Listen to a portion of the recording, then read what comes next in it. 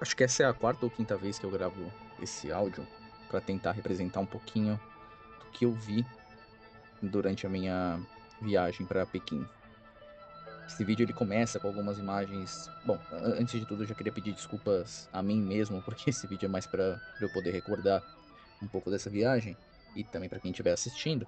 Mas eu tinha acabado de comprar essa câmera que é uma Action Cam, e eu ainda não tinha testado ela direito, então acabei gravando num modo em que eu deixei muito ruído e as imagens talvez não estejam tão limpas da forma como eu gostaria.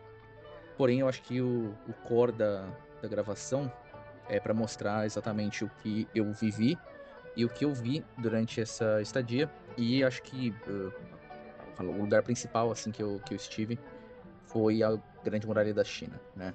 Esse lugar ele é realmente fantástico, assim, eu não a gente vê pelos livros, né, pelos filmes e imagens da internet, mas não dá para ter a grandiosidade e vivenciar a grandiosidade dela, ao menos que você esteja lá, pisando naquele local.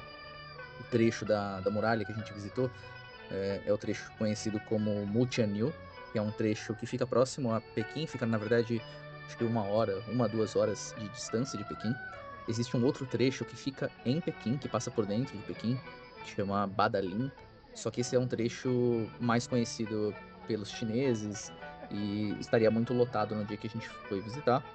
Então eu acabei optando por ir para Mutianyu, e é onde também tem a descida via escorregador que eu fiz, e que o vídeo também tá aqui no canal. E esse trecho ele é bem legal porque ele tem esse lugar que é essa subida gigantesca, conhecida como Caminho do Herói.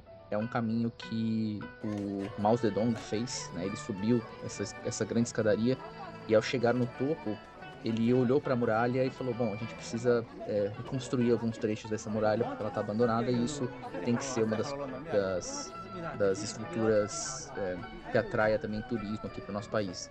Então ele iniciou uma série de investimentos para reconstruir a muralha.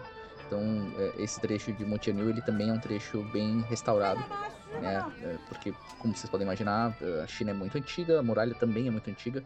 A muralha foi construída com o objetivo de deter as invasões do povo da Mongólia, que tinha conflitos, né, com a China na época em que ela foi construída.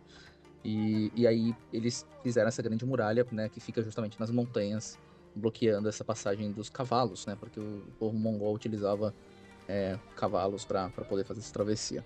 E aí esse trecho da muralha ele é um trecho pouco acessado pelos turistas e acaba sendo um trecho mais tranquilo, como vocês podem ver nas imagens, apesar de estar bem movimentado e ter um grande número de turistas, né, vocês vão perceber que tem bastante pessoas que não são chinesas.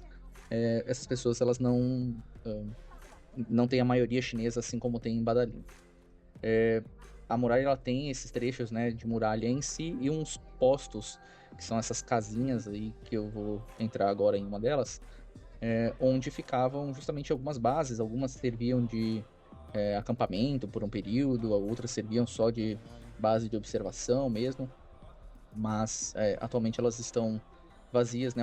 É um lugar que o pessoal vai para se refrescar, porque por serem paredes de pedra é mais fresco aí dentro. Na época que a gente foi, estava bem quente. E, e também, né, para poder descansar um pouco. Afinal, a muralha ela é toda irregular, né? Não é um lugar plano e cansa bastante caminhar por ela. Tanto porque você sobe muitas escadas, muitos degraus, mas também porque a própria parte que seria lisa, reta, né? Como essa parte que a gente tá entrando, ela acaba sendo uma rampinha e você sempre tá fazendo força na perna pra poder segurar.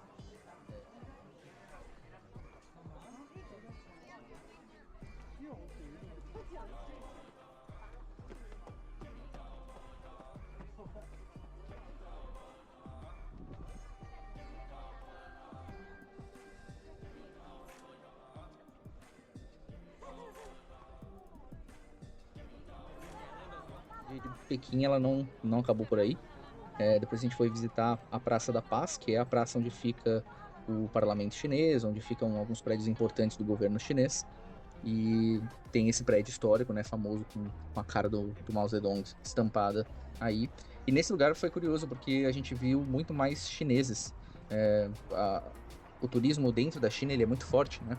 Então os chineses eles vão para a sede do governo, né, para Pequim, para tentar justamente visitar e ter um pouco também do histórico dessa capital que é tão importante para a China. A China teve várias capitais, né, ao longo da sua história, mas Pequim, por ser a atual capital e a capital também que fez essa transição dos governos anteriores, né, da monarquia e tudo mais, para o governo é, socialista que hoje domina, né, o Partido Comunista, na verdade, chinês, é uma capital muito importante que vários chineses nunca foram, então acaba sendo um ponto turístico interno muito forte.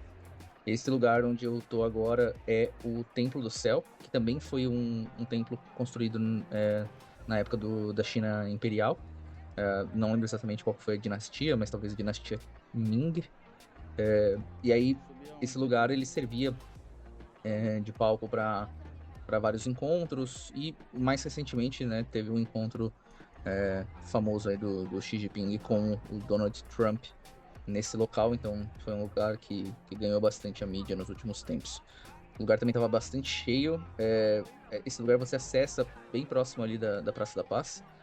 Eu não vou deixar custos aqui, porque são informações que vocês conseguem encontrar na internet. A gente fez todas as compras pelo aplicativo do Alipay, que é o aplicativo mais usado aqui na China, junto do WeChat. E dentro do Alipay tem o Trip.com, que é um site que também dá para comprar sem ser pelo aplicativo, mas pelo aplicativo os preços acabam sendo um pouco melhores. E, e esse lugar foi. Todos os ingressos, né, desse lugar e também dos outros, inclusive da muralha, a gente comprou via Alipay.